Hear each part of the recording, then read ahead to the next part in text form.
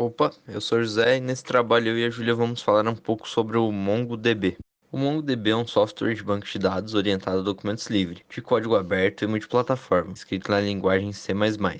Ele também é classificado como programa de banco de dados no SQL. Suas características permitem com que as aplicações modelem informações de modo mais natural. O desenvolvimento dele começou em outubro de 2007 pela Daigen e atualmente se chama MongoDB Inc., a empresa que cuida do banco. Sua primeira versão pública foi lançada em 2009. A característica do MongoDB é que ele é orientado a documentos, então ele trata o documento em si e não trabalha daquela forma de modelo relacional bidimensional. Esse banco de dados ele também tem como característica ser código-fonte aberto, ele possui alta performance, não possui esquemas e é multiplataforma. Agora a gente vai falar um pouco sobre vantagens e desvantagens. Eu vou começar citando algumas vantagens. A performance, já que a única consulta retorna tudo que precisamos sobre o documento. As consultas também elas são mais fáceis de escrever e mais fáceis de ajustar. Como a linguagem de consulta SQL é fácil de ser convertida, é bem tranquilo ali a migração de um para o outro, do relacional para documento seria o MongoDB. As desvantagens, eu vou citar duas.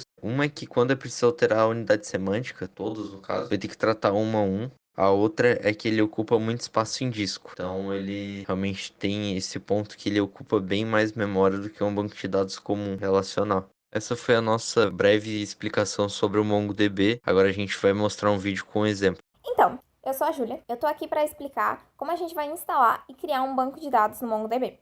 Mas antes de a gente seguir pro exemplo, eu quero dizer duas coisinhas. Primeiro, os bancos no SQL atualmente no mercado eles só existem porque tem dezenas de problemas de persistência de dados que o SQL tradicional ele não resolve. Segundo, conforme o gráfico da pesquisa de banco de dados utilizado pela audiência do Stack Overflow em 2017, o MongoDB é o banco não relacional mais utilizado. Agora voltando ao exemplo, o primeiro passo, e mais óbvio, é instalar o MongoDB no computador.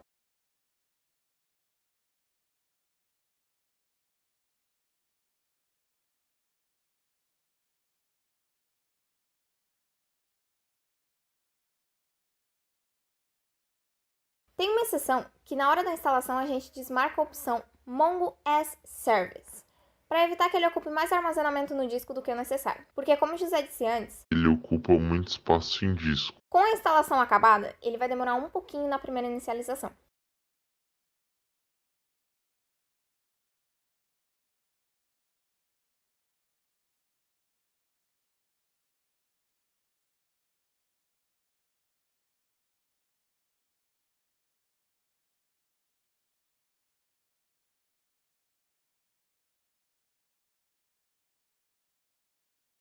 Quando aparecer a tela inicial, basta só clicar em Connect. Ué, mas não tá funcionando. Isso é porque a gente precisa criar uma pasta específica para o MongoDB trabalhar. Como que a gente faz isso? Dentro do diretório da raiz da máquina, a gente vai criar uma pasta chamada Data. Data, tanto faz. E dentro dela, uma outra pasta chamada DB. Mais nada, porque são elas que o MongoDB vai procurar para poder realizar as ações dentro do programa.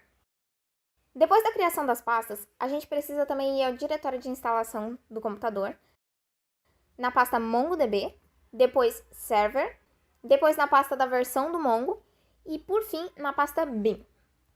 Lá dentro, a gente procura o executável MongoD e vai aparecer uma série de linhas de comando, mostrando algumas informações da conexão do banco. Uma dica é sempre deixar essa janela aberta enquanto se mexe no programa. Nisso já pode se ver que a conexão já está funcionando. Para criar um banco, a gente clica em Create Database.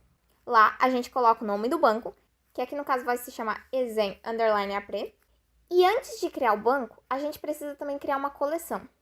A coleção nada mais é que uma tabela se comparada ao banco relacional. No final, depois de ter criado o banco, a gente entra na coleção vídeo e a gente já pode adicionar alguma coisa, como um arquivo ou um documento. Nesse caso, a gente vai inserir um documento, onde a gente vai colocar o nome e a descrição do vídeo.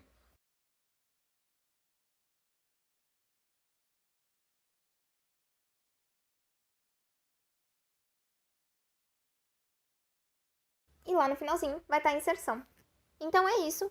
Eu espero que eu tenha explicado direitinho, porque foi para isso que eu vim aqui. E só me resta dizer tchau, tchau. O MongoDB é contraindicado quando o relacionamento entre diversas entidades são importantes para o seu sistema.